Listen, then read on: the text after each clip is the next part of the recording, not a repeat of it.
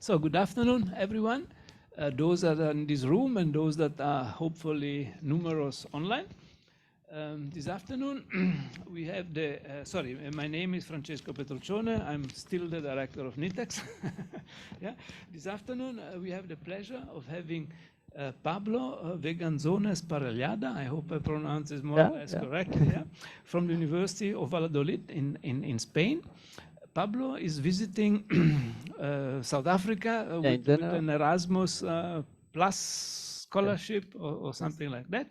And ask him also maybe to mention 2 sentences on that, so that maybe some of us can do the reciprocal visit on the other side. Yeah? It's always useful to know what opportunities are out there. Pablo is doing his PhD in theoretical quantum optics, yeah, with applications in communication and computing.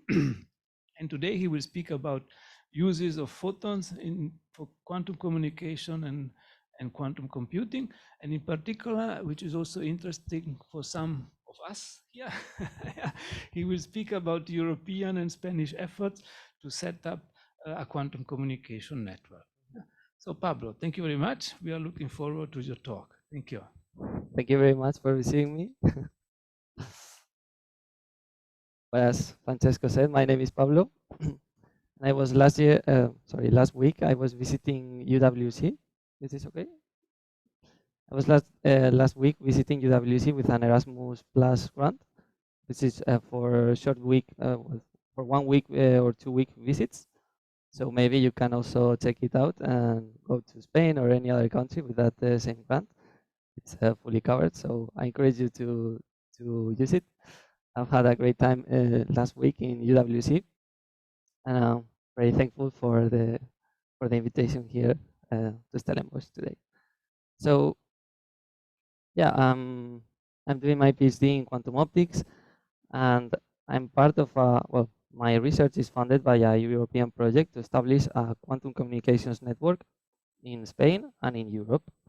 So I'm going to talk a bit about that, more quantum communications project, and then I'm also going to speak about this more about my research, which is also related to quantum optics, but more related to making useful using linear optics to make useful applications, either in quantum communications or more in quantum computing. Okay. Okay. Well, I come from Valladolid. It's a medium-sized university in Spain, and we are part of, well, maybe I can start with this one. We're part of a national plan to establish a quantum communications network in Spain. This includes both quantum key distribution links to communicate photons to establish secure communication keys. I will talk a bit about that later. But then another part of the project is also the processing hardware and software. So we want to send photons, or in general photons, but we also want to make use of them. We want to make some computations, some computation, simulation, some useful uses of the photons. So my region in Spain is part of the plan. We are together, I think, 9 or so regions, and the objective is to establish this network and then implement this network in the whole European system that is called EuroQCI, which is the European Quantum Communications Infrastructure.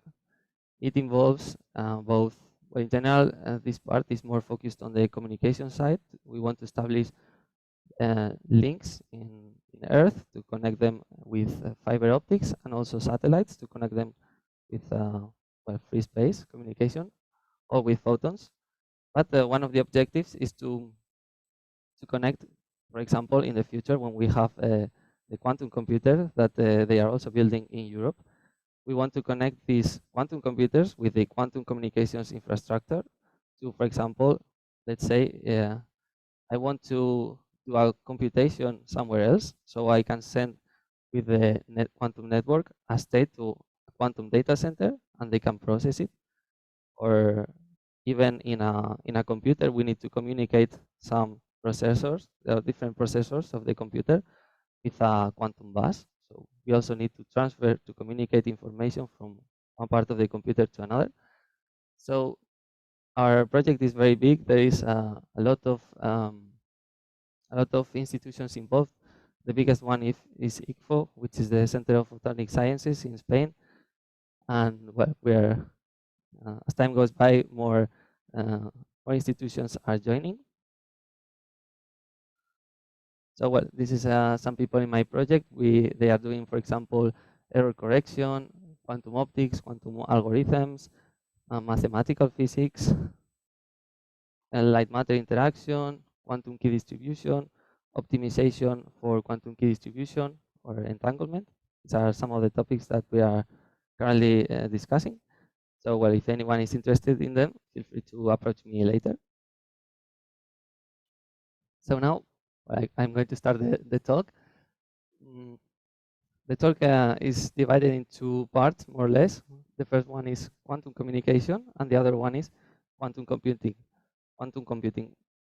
But both of them are focused from the photonic side, from the quantum optics side, which is the one that I use. So I'm going to talk about the use of photons in quantum communication and in quantum computing. So I could start just right away talking about quantum communications, but I cannot resist the, the urge to talk about what are photons. This is something that for me is very, I know that for other people too, it's very tricky to really understand what photons are. So I'm going to tell a short story to motivate this. When I was my last year as an undergraduate, I took a course on quantum optics. It was my first contact with quantum optics, and I wasn't very. I didn't expect much from that course, but the first day the professor handed us a sheet of paper with several questions related to quantum physics. And at first we thought that these questions were very easy because we had already studied 4 years of physics. Some of them were, what is a state in quantum mechanics? What is electric charge? What is photons? So as people that have worked with quantum physics will probably know, these concepts are in fact very strange and very difficult to understand. For example, the charge has a lot of infinites in both quantum theory and classical theory. And well, we started answering these questions, and at the end of the course, I realized that well, we hadn't really answered what photons are, right? So I asked the professor, was a old guy, very knowledgeable, he knew a lot, and he said, well, what would you say that photons are after all that we have studied, after all this course? And after just spending a couple of seconds in blank, I just said, I have no idea. I don't know what photons are. So I was expecting him to enlighten me with his knowledge, but to my surprise, he just said, I have no idea either. So this is a bit to motivate that the concept of a photon is very strange. And I'm going to talk a bit about the history. You probably know, but there was this eternal debate in the 17th century of whether light is a particle or a wave. There was Huygens' view, where light was studied as a wave, and this theory could explain diffraction, for example. Then there was Newton's view, where light was made of small particles. This explained well reflection, refraction. So there was this battle, let's say. Then Young came and made his double slit experiment. That well, he studied the interference between waves in a double slit, and this tilted the focus in quantum and in classical optics towards the wave interpretation. Then Maxwell came and he formalized his theory of electromagnetism, where he developed the equations of electromagnetism from all the knowledge that there was out there, but it was very sparse. And he found out that some of the equations, some of the solutions of his equations were just electric and magnetic fields propagating in vacuum towards the end of the universe. And he calculated the speed that these waves would have, and it turned out that it was more or less what at the time was known to be the speed of light. Then Hertz did an experiment with some oscillating charges where he produced radio waves. He couldn't produce light, visible light, because the frequency he would need to have to produce them is very high. But radio waves have a lower frequency, so he could produce them, and he measured them in the laboratory. So more or less, it appeared that the wave the description of light, especially as an electromagnetic wave, was going to be the definitive one. But then quantum theory appeared. Planck used discretized frequencies to explain the black body radiation spectrum. Then Einstein also explained the photoelectric effect using quantas of light. He explained the stimulated emission. It was all in the 20s. And even a chemist called Lewis proposed the concept of a photon as a particle, like a physical particle that was transmitted, and it carried the radiation, let's say. But it was nothing really similar to Einstein's concept of quanta. It was different. So this is more or less how the concept of photon was born. But then this was in the 20s, in the first 20 years of the 20th century. But then in the 20s and the 30s and the 40s, the theory of quantum field theory was developed, and now light was regarded as a field. So the way we quantize light in quantum field theory is just to start with a classical field that describes electromagnetism using these relations. A is the classical field describing electromagnetism, and it can be expanded in terms of some functions. E to the I k times r are plane waves, are solutions of Maxwell equations in vacuum, and then alpha is just an amplitude of the wave. But so to quantize it, we just substitute the amplitudes, the classical amplitudes, by the creation operators, creation and annihilation operators. So each of these operators in each of these plane waves, they create a particle. They generate an algebra of all the particles that can be number of particles in that same mode, in that plane wave. So a photon mathematically is just applying the creation operator to the vacuum. Now this epsilon L to the 1 is regarded usually as the amplitude of one photon. So we could maybe think of photons as chunks of in this expansion, chunks of plane waves with the smallest amplitude possible. We cannot have 1.5 photons. We cannot have we have to have 1, 2, 3. But there is something particular in this equation, this classical expansion, or in the quantum one, and is that these plane waves, e to the k L times r, are really just one way that we could expand the electromagnetic field. We could also speak, for example, of orbital angular momentum photons, where instead of using the plane wave basis, we expand it in the basis of a angular momentum photon. We could also talk about spatial modes that are transmitted through an optical fiber. So that is the shape some photons would take in an optical fiber. So the concept of a photon is a bit strange, because we have the field, and we can really consider many different kinds of photons in which to mathematically decompose this field.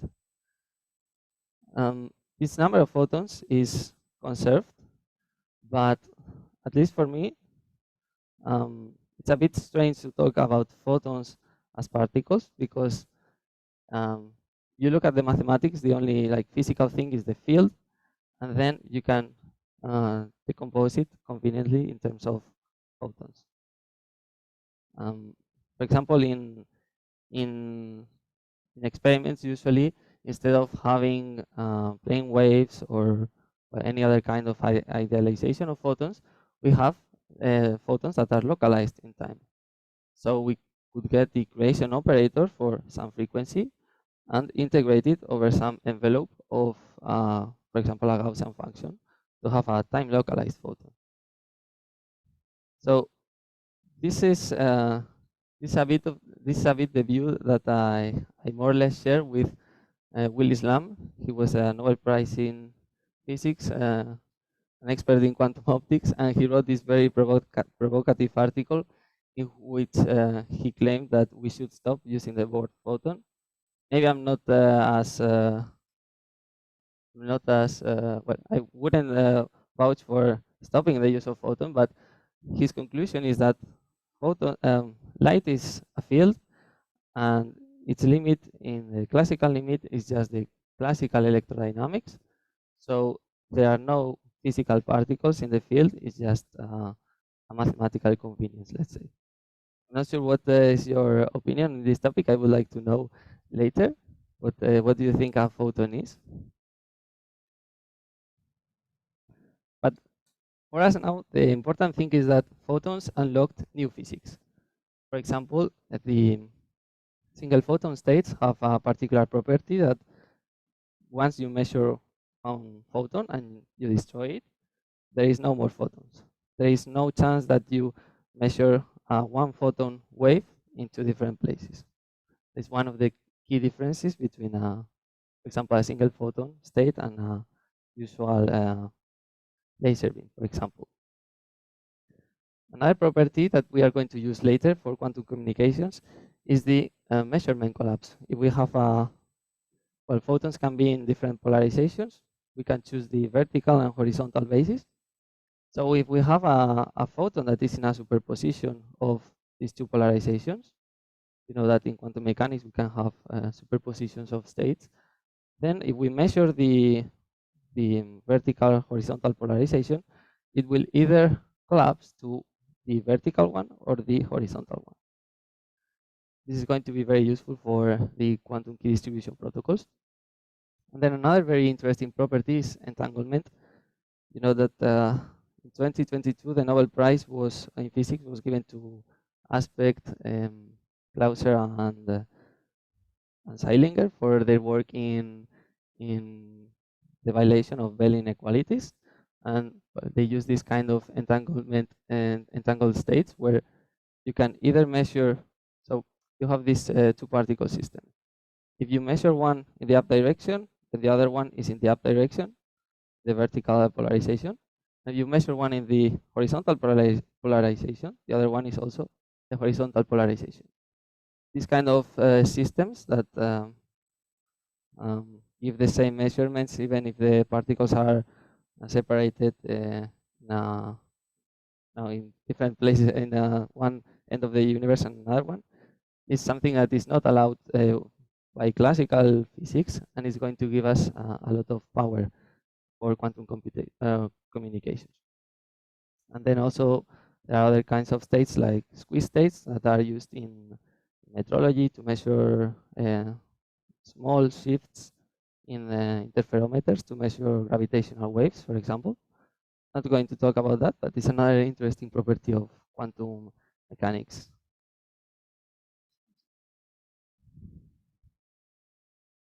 So yeah, now that we have an introduction to photons, more or less, I'm going to talk a bit about the use of these photons in quantum communication. So I usually like to start with classical things before talking about quantum things.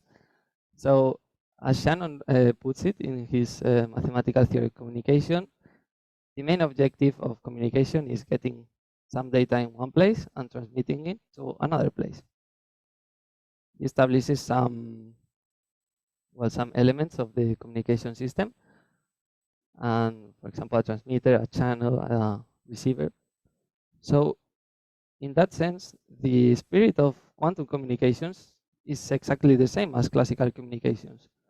We want to have some quantum state now instead of a classical one, and transmit it through a quantum channel and receive it at the other end and make some use of it. Okay, so in the same way as in classical communications, we usually use light or radio waves, electromagnetic radiation, because lights do not interact with each other, at least to first order. If you shine two lasers, they each one goes their own path. They don't collide like the water would collide, for example. They are weakly interacting. That is good for communication. We can also transmit them through a optical fiber that we can bend, and it's very suitable for communication. And also it travels at the speed of light, so it's a very nice element or medium to use for communication. So in quantum communication, we're going to do exactly the same. We're going to use light to transmit information. But now, instead of transmitting, for example, zeros or ones encoded in waves, we're going to transmit, for example, single photons that carry information. So, well, as I mentioned at the beginning, some of the, one could ask why quantum communications. Maybe, as I said, we could want to transmit some quantum data to a quantum process data center, let's say, or transmit data inside a quantum computer from one CPU to another. Or then probably the one that is most interesting, or at least is funding the most of the research, is quantum cryptography, which is basically using quantum communication protocols to establish secure keys that we can then use for cryptography. It's not really, the cryptography is not really quantum. What is quantum is the distribution of the key. I will talk about that later. And the final objective is to create like a quantum network, a whole quantum infrastructure that we can connect different quantum computers. We can communicate with satellites to establish different. For the moment, it's mostly cryptography protocols, but I'm sure in the future there will be more applications. Well, some people are even talking about the quantum internet. I'm not sure if it's if it will be like the normal internet, probably not. But some important tools that we are going to use for quantum communications are some characteristics of quantum mechanics. As I said, I mentioned the measurement that you have a superposition, you measure one of the orthogonal states, collapses.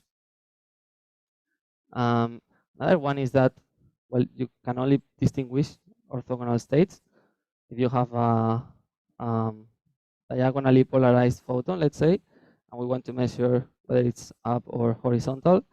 We're going to get sometimes vertical, sometimes horizontal, but it's not possible to distinguish it. And this is probably the most important one, is the no cloning theorem. In quantum mechanics, there is a very simple theorem, it's very simple to prove, that you cannot create a quantum machine, let's say, you cannot create a machine that copies one quantum state. So if I have a quantum state, an arbitrary one, okay, I cannot create a machine that produces multiple copies of that. If we have a vertically polarized photon, and we know it is vertically polarized, we could copy it because we know that state. But if it's in a superposition, then in general we cannot do it. This is going to be very important for quantum cryptography, because someone spying on our communication system is not going to be able to copy our states.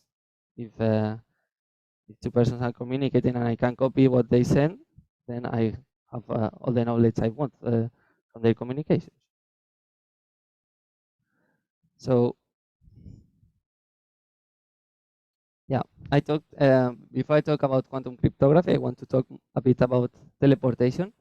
This is the idea of, okay, I have a quantum state in a quantum computer here, let's say, and I want to send this quantum state to another place. But for example, if my state is encoded in a superconducting qubit, which is just a microwave circuit, you cannot physically move this circuit from one place to another. So I need some protocol to send the state or the information about the state from usually Alice to Bob. And we usually use photons for that because of all the good properties they have that I mentioned. But we cannot just use any kind of photons. We need a special resource, which is entangled photons. This was the first, is an image from the first experimental realization of quantum teleportation by Seilinger and his group. So the idea is that Alice has a qubit, and Bob wants to reconstruct this qubit. So what they need is a source of an entangled state. There are two particles, but they are entangled. One is given to Alice, another one is given to Bob. And what Alice does is use her qubit and the new the particle from the one of the entangled photons, and does a special kind of measurement to produce another entangled state. This is well, easy to see in the math, but she measures her state and one of the photons, collapses it to another entangled state, and then, since the photons were entangled, she changes what Bob has. So now Bob, more or less, can reconstruct the state that Alice had. The only thing is that Alice needs to tell Bob exactly what was the measurement that what was the result of the measurement that she did, because in quantum mechanics the measurement can collapse to different options. So she has to communicate with Bob and tell her what was her measurement, and then Bob can use that information to reconstruct the state Alice had. But notice that the original state that Alice had is destroyed in the process of measurement, because if not, we would violate the no-cloning theorem that I mentioned. So this is a way to communicate quantum states. We're not physically sending the state, but the information. And well, one of the problems is that doing this over long distances is tricky because you can lose the photons. So, for example, one of the things that people are working on in our project, not in particular in my group, but in ICFO, is, for example, establishing quantum repeaters. So if you want to communicate over long distances, you need to amplify kind of the signal you are using, and that it also uses it's basically the same scheme but repeated. So now I'm going to talk a bit more about quantum cryptography. This may sound a bit silly, quantum money, but it was actually the idea that was the seed for the quantum key distribution protocol that we have nowadays. So it was due to Wisner, and it probably would have been lost if Bennett wasn't a friend of Wisner, and well, he was very excited by his idea, even it was rejected by the community. And yeah, I'm going to explain a bit how it works. This is from one of the experiments that did recently. So imagine you have a banknote, and you want this banknote to be for someone. You don't want someone to be able to copy the banknote because they would have a money printer. They could print money. So what Wisner said is, okay, if we encode the banknote into states into photons, for example, that are not orthogonal, so one cannot distinguish exactly if a photon is horizontal or vertical, because there are also diagonal and circularly polarized photons. So if we encode the banknote in this way, if one tries to guess what the banknote looks like, and they want to copy it, they would collapse some of the states, and they would change the banknote. And now, when I go to pay, the bank knows all the states that they originally arranged. So they could measure, and if some of them gave a different measure, then they would know that you try to mess with with the banknote. So it's all due to the measurement collapse of quantum mechanics.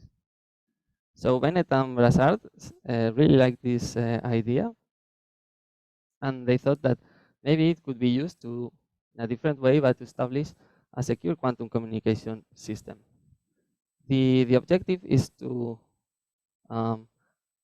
is for Alice and Bob to share a common correlated sequence of secret numbers of zeros and ones. It's not really a protocol to create bits from nothing, because you need to waste some bits for the classical communication part. I will tell a bit about that. So we can think of it as an algorithm, as a procedure to amplify keys. And as someone said, I find it very funny. I don't know who said this, but it's getting the army to pay for Bell experiments, because the quantum key distribution can be seen as in an equivalent way as sharing entangled particles. So the first protocol was BB84. Bennett, Brassard, they actually got the breakthrough. They won the breakthrough prize last year, which is a monumental prize, $3 million, I think, together with Shor and Deutsch. So this protocol and other things they did was very, very important. So the idea is I want to send zeros and ones in the end.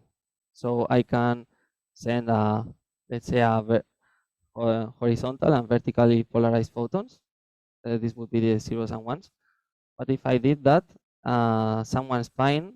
If they knew that I'm just sending two orthogonal states, they would just measure, and since they would collapse the state to the same state, wouldn't change. So they would guess what I'm sending. So the idea is to do as Wisner and just have another set of orthogonal states that are, let's say, diagonally polarized photons. Okay, so well, it's easier to see with an image. So Alice just chooses from all of these four possibilities: horizontal and vertical and diagonal and anti-diagonal photons. She chooses random polarizations, and then Bob just measures random bases. He can either measure the horizontal vertical basis or the diagonal anti-diagonal basis. They do this at random. So for this, for example, it's important to have a random number generator. That is also why people are working on quantum random number generators, which are based on the laws of quantum mechanics. And actually, they are much more secure, because there have been some years ago some problems with classical cryptography, just because the random number generators were not really random. So they generate some random states, and Bob randomly measures. Then what they do is to communicate which bases they used, which bases that they used were the same. Because if Alice sent a vertical photon and Bob measures the diagonal anti-diagonal basis, then he won't end up with the same state that Alice sent, which is the objective. So they just discard the bases that are not the same, and once the bases, as you can see, are the same, they just end up with a sequence of zeros and ones. Now, what if someone, usually it's called if, or eavesdropping, what if try to measure what they are sending in the middle, just to try to guess what the secret key is? Then what she would do is, she doesn't know what the basis they are measuring, she will just choose some random basis. And if she doesn't choose the correct basis in which the photon was sent, then the state will collapse, and it will collapse to a state, to another state, let's say. So if I send vertical, and if send measures the diagonal anti-diagonal, maybe she obtains a diagonal photon. And then Bob measures the vertical horizontal basis. and then he collapses again the state. Maybe it is collapsed to the same state that Alice sent, or maybe it's another one. So if someone tries in the middle to measure, they will it will make that Alice and Bob, even if they measured with the same basis, they end up with different bits. So a way to just detect if someone was spying was to share some part of the key and to compare. Okay, I sent a 0, you should have read a 0, but you obtained a 1. So maybe someone is spying. You can do some statistics to see whether someone was spying. But yeah, notice that it is important here that someone spying cannot clone the state, because if she could clone the state, let's say it's diagonal, she could make a lot of copies and measure a lot of times to try to guess what the state was. With one measurement, it is impossible, but with a lot, it is possible. So well, this is a bit of the basis of the quantum key distribution. This was the initial protocol. There are more, but they're usually based on this idea of sending one state one place and measuring it in another place. There are other protocols that rely on an entanglement. They are equivalent, but they are usually much more difficult to do in experiments because having entangled sources is more tricky. So some of the limitations of quantum key distribution is that, well, we need to produce single photons. If instead of sending one photon we send 2 or 3, maybe Eve can measure one photon and let the rest go by, so she could gain some information about the photon they are sending. Also, another problem is that errors grow exponentially in an optical fiber, for example. So people are searching for new materials or new strategies to make it better. There's also the issue of quantum hacking, that even if in theory the protocol is perfect, in practice, I don't know, maybe someone is shining a very intense light in our fiber and is blinding us, so we cannot really know, we cannot distinguish one photon if someone is with a flashlight in fiber. Or if we are not sending exactly one photon but 2 photons, then there are some attacks that are possible. So, well, in theory, the protocol is secure, but in practice, we rely on implementations. So some people, for example, in Spain, Tony Athin is working on, and also people in Spain, in Vigo, are working on device-independent QKD, quantum key distribution, which is basically saying, okay, we can forget about what the apparatus is, we can forget about everything, we can just certify that the distribution of the key is working correctly by studying the violation of Bell's inequalities. There is a violation of the Bell's inequalities, then it is quantum, and we can certify the protocol. But this is much more difficult because you are doing it for any kind of experiment that you could do. And well, I think I forgot is that for Alice and Bob to communicate, what the bases they used were, they need to use a classical communication channel. So if the eavesdropper could just mess up with that classical channel, so we need a key to authenticate that channel to make sure that we are the ones communicating. So that's why even if we are producing more bits for a key in QKD, we still need an initial key to establish the initial communication. So it is more a protocol for growing a key. This is sometimes called the chicken and egg problem in symmetric cryptography. So, well, sometimes, once we have the key established, we could use it in a one path. We could use that key just to encrypt one message, and then we discard it. That makes the protocol secure. This was proven by Shannon. But yeah, we need to share a lot of keys. So, well, some lines of research in Spain in relating to this are the deployment of quantum key distribution links. For example, we have to deploy one of the links of the Euro QCI and Spanish network in our region. There are people working on quantum memories, quantum hacking, security proofs, quantum random number generators, also optimization, because this is the protocol I showed is the initial one, but we can establish a lot of more protocols, even some that don't rely on single photons. So we can also try to make optimizations to make the process more secure. So we have some people in our group working with that. Also multiple access. If we want to use the current optical fibers to communicate quantum information, we want to both send quantum information and classical information. We have to see how we can access the same fiber by both quantum and classical information. We have to see what channels in what channels to send the quantum bits and with which the classical bits. Error correction codes. Well, these are some of the lines. So this was a bit more about quantum communication. What? Okay. So I'm going to tell a bit now.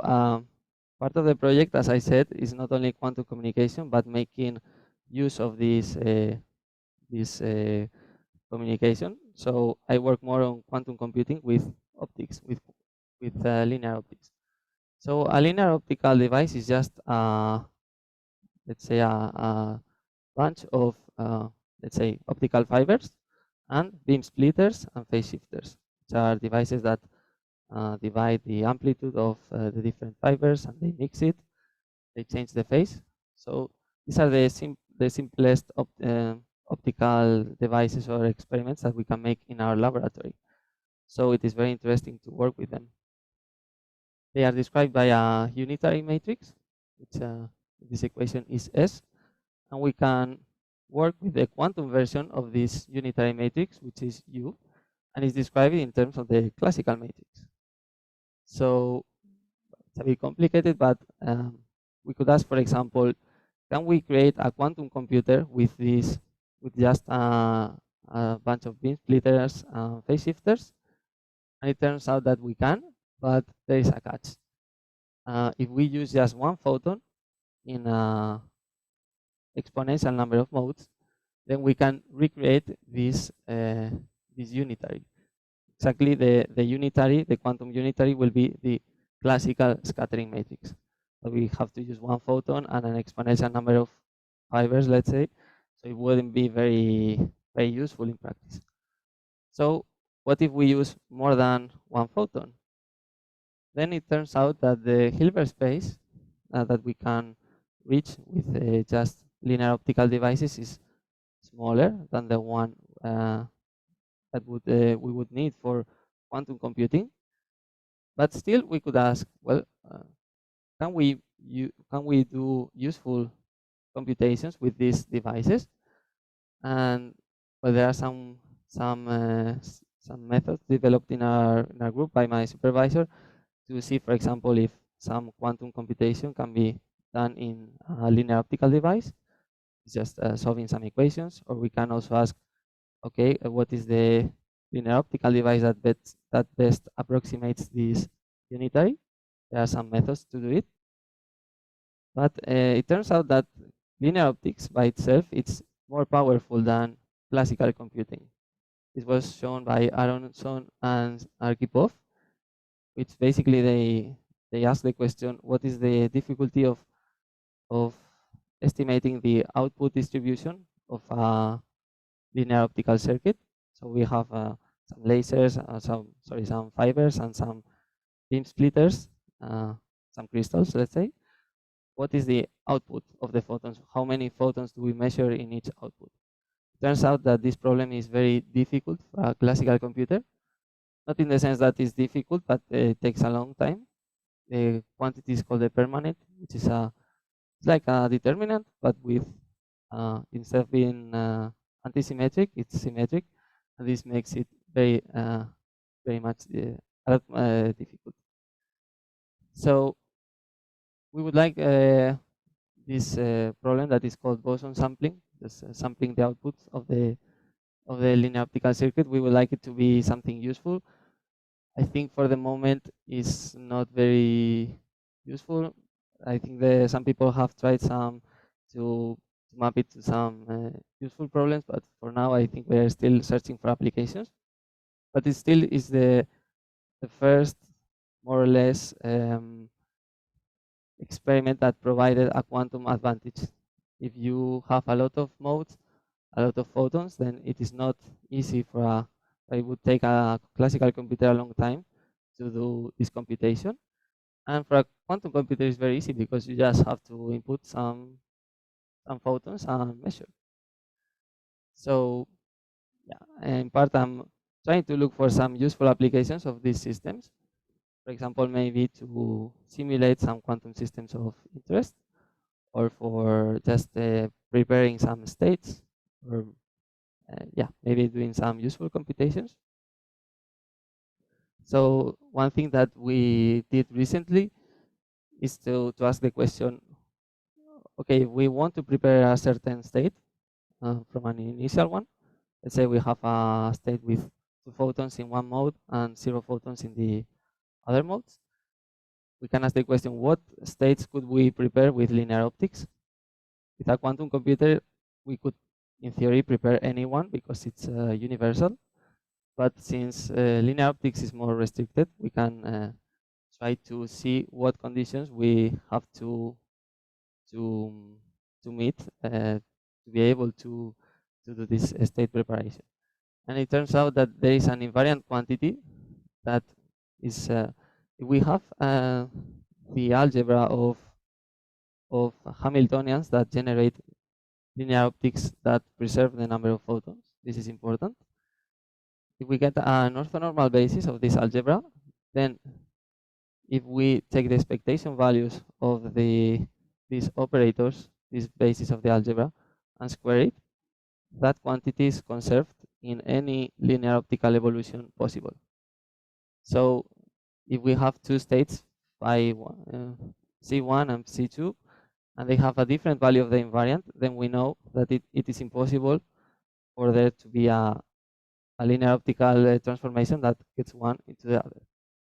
Sadly, this is not a sufficient theorem. It is a necessary condition, but we are trying to improve it to make it a bit more useful or powerful.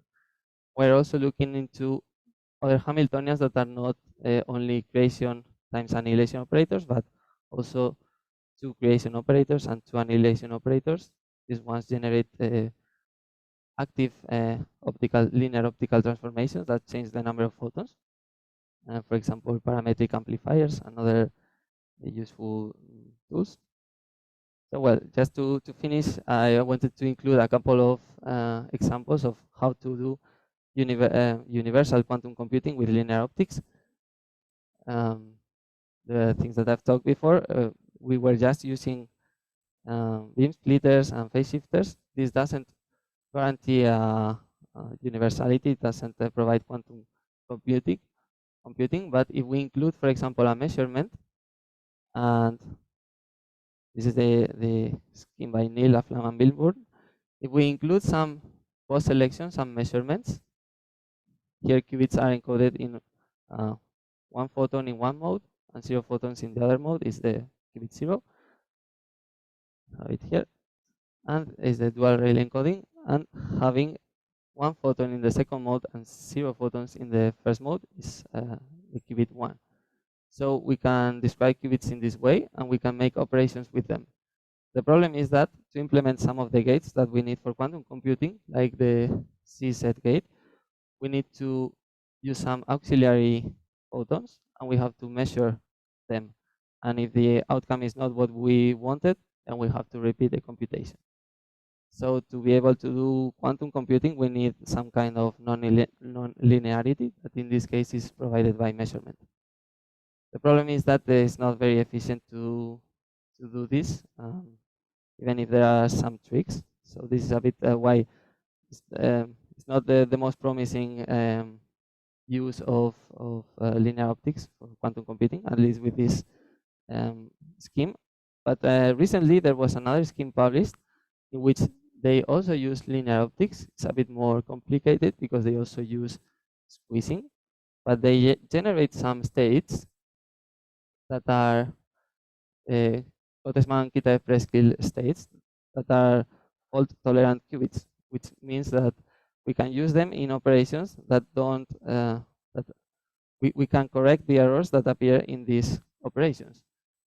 And again, to generate these strange states, we need to use some resources that are not available with regular linear optics, which are, for example, well, we have to measure and do some transformations after the measurement.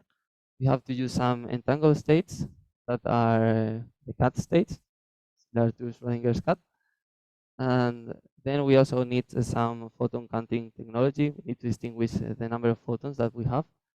This is tricky, but the recent advancements in experimental devices are being able to distinguish different number of photons. So this is a bit an outline of how we could use also light not for communication but for our computation. And this is all. I hope you enjoyed. Here is my email. If you want to contact me, you have any proposal of collaboration or whatever, I'm willing to answer you. Thank you very much. Thank you. Thank you very much for the very introductory and nice talk. Are there questions for Pablo? Please. Sorry, I'm still learning about quantum world, so it's a bit childish question. If you cannot copy, then how can you store? What is the means for storing information in the quantum world? Well, for example, for the quantum repeaters that I mentioned, I can go back. So to communicate this, make this teleportation protocol over a very long range, we need to establish some quantum repeaters. And what we need to do is to do this like this same sharing of entangled photons at different places. So we share different pairs of entangled photons in different places, and we have to synchronize the arrival of these photons so we can do this entanglement trick. And to do that, since it's very difficult to synchronize the arrival of photons in different places, they are working, for example, on a quantum memory that stores, it's a light qubit, let's say, makes it interact with some matter qubit, some atom or a superconducting circuit, and I think they were doing, for example, a cavity. They store some information in the cavity, like a quantum memory, and then they retrieve it when they need it. So in principle, yes, you can store information, usually not used in photonic qubits, but like matter qubits. But that doesn't violate the measurement or the copying rule? No, in principle, you can store a qubit, but you cannot measure it and then store it. You have to store it like right away. It's not like in a classical computer that you can see what's in this address and maybe copy it to another address. You have to destroy the state in one place and create it in another place. So yeah, you can store it but not copy it. It's a bit tricky. Thanks. Are there other questions for Pablo? Here we go. Thanks a lot, Pablo. So if you're sharing information over long distances, and I'm not too sure if you covered this, but then how would that work? Would the receiver have to also have a key? Or how would that work? You mean the quantum key distribution protocol or in the... Yeah. So if I'm sending out the information on my side and I'm sending it to a receiver, would they then need to have a key as well to open up that data? Well, yeah, not a key, but they need to know the teleportation protocol. First, Alice measures, and then he tells Bob what she has measured to change her qubit to end up with the same state as Alice. So maybe they don't need a key, but they need like a classical communication channel to which they can communicate. They don't, well, yeah, they don't need a key, I think. Maybe they want to make it secure communication, yes, but in general, they just need the information of what Alice measured. Got it. Thank you. Any more questions? Do you have questions from the online people, Rene? Yeah.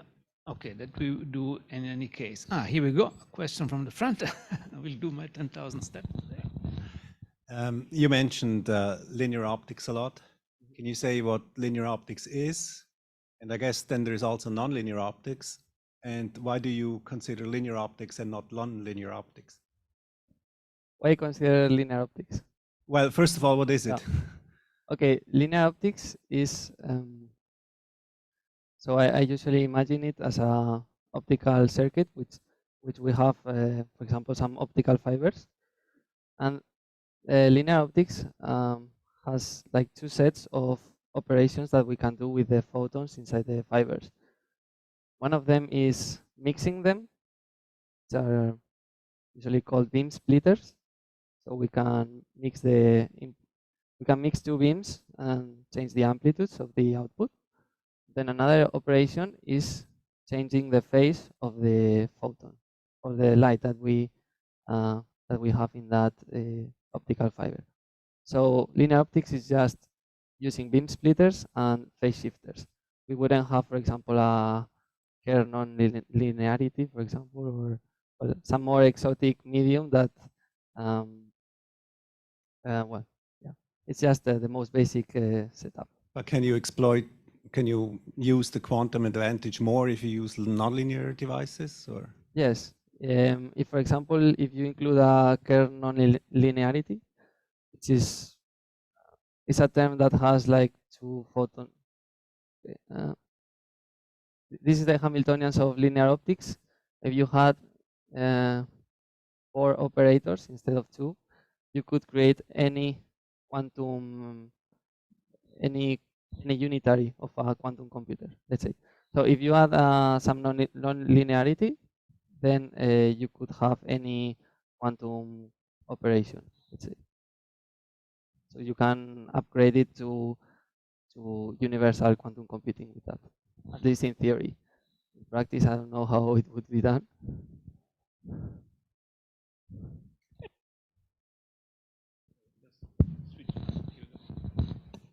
Yeah, hi, thanks for the talk. My question is related to, you have shown one of the key areas, error correcting codes for quantum communication, right? So I'm just wondering, do you have any idea if any error correcting codes being generated or developed for the quantum communication so far?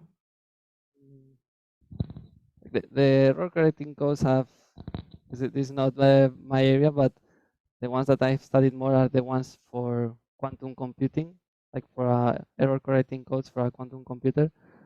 For quantum communications, I'm not very sure. I think Diego Ruano in my project is a mathematician, and he worked on classical error correcting codes, and now he's also doing quantum error correcting codes a bit. I think they use them for communication, but I'm not entirely sure. Okay, no issue. Thank you. Question at the back, please. Yes, thank you very much. This is related to an earlier point, I think, where you were talking about a photon cloning or copying. So copying is not the same as cloning, I suspect. Oh, yes, yes, it's the same. So I didn't. Okay, good. Because my question is around, I think, I mean, I'm from the laser physics field, and in lasers with stimulated emission, we believe that this is exactly what's happening, that in the process of the laser action, we're creating photon copies. Yeah, but I mean, you can create copies of states. Like for example, if you have a vertically polarized photon, you can create more. But if you have an arbitrary quantum state, then you cannot copy it. You need some information about it. So in the end, in the laser, yeah, I mean, I don't know, you're using a laser to produce some photons that are always produced in the same way. But if you are given an arbitrary state of light, let's say, then you wanted to copy it, you will have to measure it several times to try to get the information from Well, it. I suppose it depends on the arbitrary shape. If it's just the polarization or whatever, with lasers, you pretty much can copy various features of it. You just have to prepare your amplifying medium in a certain way so that it can accept a certain photon of a given shape or polarization, and it can copy it. But there's some caveats to it, but Yeah, if you have a superposition of different photons, I mean, you can copy some superpositions. yes, It's just that if you don't know what are the coefficients in the superposition, then you cannot copy it. But usually lasers, they are coherent. yeah, So you know what the coefficients are. So it's easy to copy them, let's yeah. say. Okay, I think I can still think about it. Okay, are there more questions? Ah, here, yeah. You already had one. You get a freebie today. I'm sorry. Okay, last question. I just want to find out what you think the real world applications of our whole talk could be, especially within the data science and data analytics realm of things. So if I'm thinking about, groups that keep a lot of data, for example, your Meta, your Facebook, etc. So what kind of applications could they have with quantum computing? Thank you. But I think this is more for an area for Francesco. He knows more about quantum machine learning and that. But I think, from my view, I think storing large amounts of data, like arbitrary data from the classical world, in a quantum computer, it's difficult because we need to encode that data in a quantum computer in some way, and preparing arbitrary quantum states is a very difficult problem, at least doing it exactly. So I think it would be better to store like quantum data, for example, data from a quantum simulation that we can store it or process it in a quantum data center.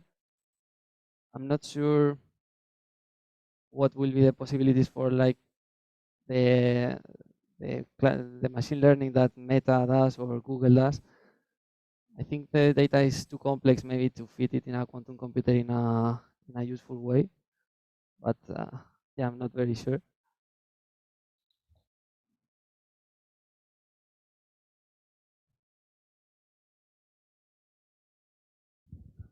Donovan, do you want to share the online question, please? Sorry, Yeah, sure. So can you convert the stored quantum data to conventional data easily? I think it's a readout question or something like that. The stored quantum data, can you repeat it, please?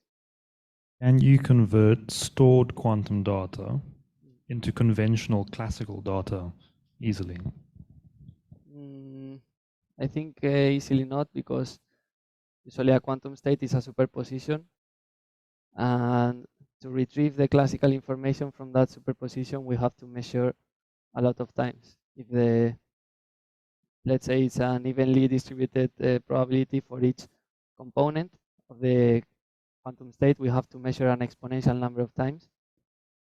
So, but well, if you do the computation correctly, and you manage to get a state that is more or less easy to retrieve, then yes, I think you can retrieve quantum data and make it a classical data.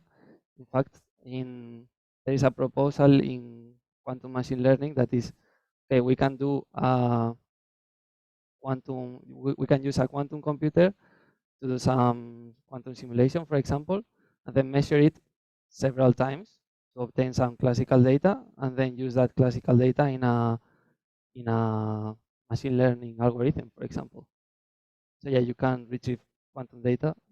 It's a bit tricky, but I don't know if that was the question. Probably. Okay, so I'm aware of the time. So Pablo, thank you very much for very a much. nice talk. Thank you very much to all the physical and online participants, and we'll be here again next Monday with another interesting talk. Thank you. Thank you very much. Thank you very much for having me.